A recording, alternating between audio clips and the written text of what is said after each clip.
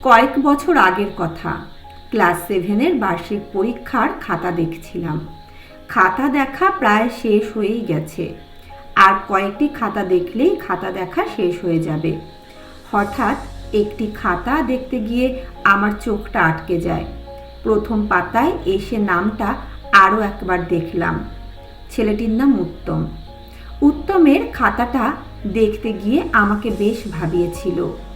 পরীক্ষায় লিখতে দেওয়া হয়েছিল তোমার জীবনের লক্ষ্য। খাতা দেখতে গিয়ে দেখেছিলাম অনেক ছেলেই তাদের জীবনের লক্ষ্যের কথা লিখেছিল।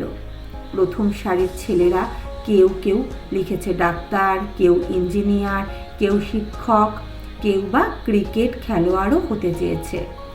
বেশ পরিচ্ছন্ন কয়েকটি লেখাও পেয়েছিলাম। তাদের কোথাও বানান ভুল নেই, কোনো অসঙ্গতি নেই। বইতে যেমন লেখা থাকে তেমনই হুবহু তুলে দিয়েছিল। ভালো লেখার জন্য সবসময়ই ভালো নাম্বার বরাদ্দ থাকেই। সেদিক থেকে তারা ভালো নাম্বার পাবে, এটাই স্বাভাবিক। উত্তমও লিখেছিল তার জীবনের লক্ষ্যের কথা। হুবহু মনে থাকলেও উত্তম যেটা লিখেছিল সেটা ছিল এরকম: আমি বড় হয়ে অরূপ স্যার হতে চাই। আমিও অরূপ স্যারের মতো একটা গাড়ি কিনে সেই গাড়ি করে আমার মাকে নিয়ে হরিদ্বার যেতে চাই।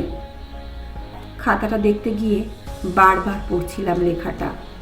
কোনো বই থেকে মুখস্থ করে পরীক্ষার খাতায় হুবহু তুলে দেওয়া কোনো লেখা এটা নয়।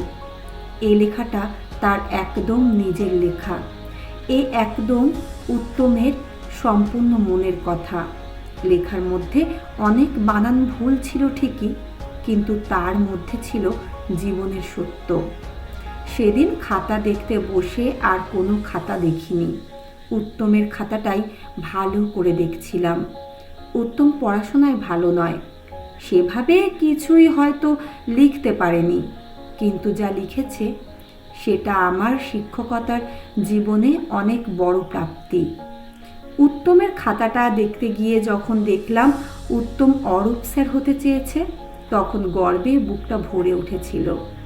খাতাটা দেখতে দেখতে ভাবছিলাম, শিক্ষকতার জীবনে একজন ছাত্রের মনেও যদি যে দাগ আমি কাটতে পেরেছি, এর থেকে বড় পাওয়া আর কি হতে পারে। আমি ওদের ক্লাসে বাংলা পড়াতাম। মাঝে মধ্যে ওরা আবদার করে বলতো, স্যার একটা গল্প বলুন। তা আমি মাঝে মধ্যেই ছাত্রদের গল্প শোনাতাম। সেবারে পুজোর ছুটিতে আমার মাকে নিয়ে হরিদ্বার গিয়েছিলাম। সেই গল্পই ওদের কাছে করেছিলাম। বলেছিলাম, তোমরাও ভালো করে পড়াশোনা করলে বড় হয়ে কত জায়গায় ঘুরে বেড়াতে পারবে। এই এখন যেমন বাবা মা তোমাদেরকে সঙ্গে নিয়ে ঘুরতে যায়, বড় হয়ে তোমরাও বাবা মাকে সঙ্গে করে নিয়ে ঘুরবে। নিজের গাড়ি থাকলে যেখানে মন চাইবে সেখানেই যেতে পারবে। উত্তম সেই কথাগুলো মাথায় রেখেই পরীক্ষার খাতায় লিখে দিয়েছিল। মূল্যায়ন করতে গিয়ে উত্তমকে হয়তো খুব একটা বেশি নম্বর দিতে পারিনি সেদিন। মনে মনে ওকে 10-এ 10 দিয়েছিলাম। তারপর থেকে উত্তম আমার কাছে আরও প্রিয় হয়ে গেল। পরে উত্তমকে জিজ্ঞেস করেছিলাম, পরীক্ষার খাতায় কি লিখেছিলি যেন? অরূপ স্যার হতে চাস তাই না? ও বলেছিল, হ্যাঁ স্যার, আপনার মতো হতে চাই।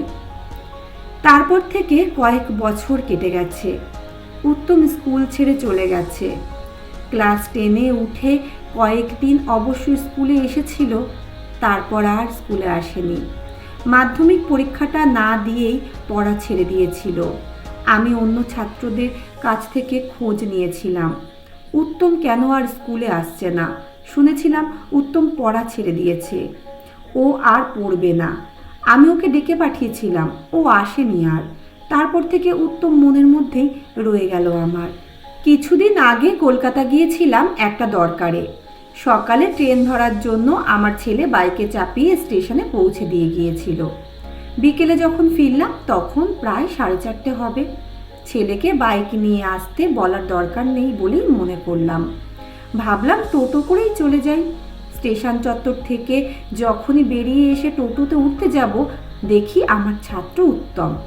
উত্তম আমাকে দেখেই জিজ্ঞেস করলো, স্যার ভালো আছেন? আরে তুই?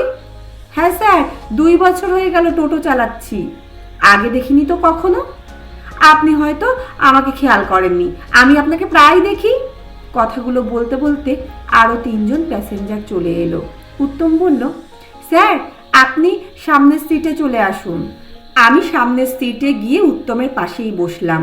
পিছনে 4 জন প্যাসেঞ্জার হয়ে যেতেই ও টোটো চালাতে শুরু করলো।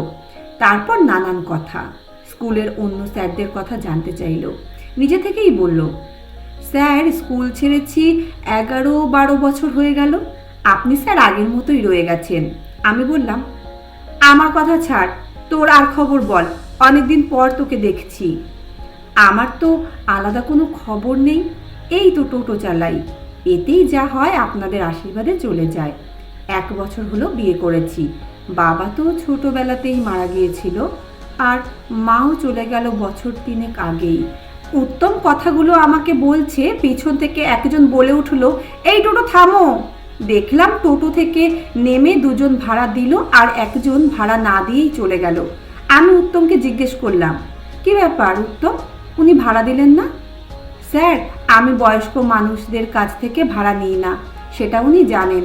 জানেন স্যার, খুব ইচ্ছে ছিল মাকে নিয়ে হরিদ্বার যাব, সে সুযোগ আমাকে ভগবান দেয়নি।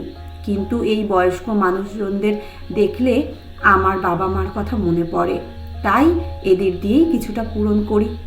এই টোটোটাই হচ্ছে আমার গরিব রথ, দেখবেন আমার টোটোর সামনে লেখা আছে।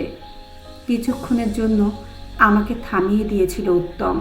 সেদিন জীবনের লক্ষ্য শুধু পরীক্ষার খাতায় লেখেনি, জীবনের খাতাতেও লিখে ফেলেছিল। লিখেছিল এক নির্ভেজাল সত্যি।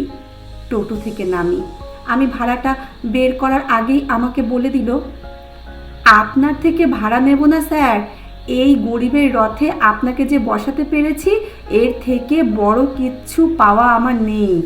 আপনারা শিক্ষক, যতটুকু আপনাদের থেকে শিখেছি তার ঋণ কি কোনোভাবেই পরিমাপ করা যায়? ভালো থাকবেন স্যার।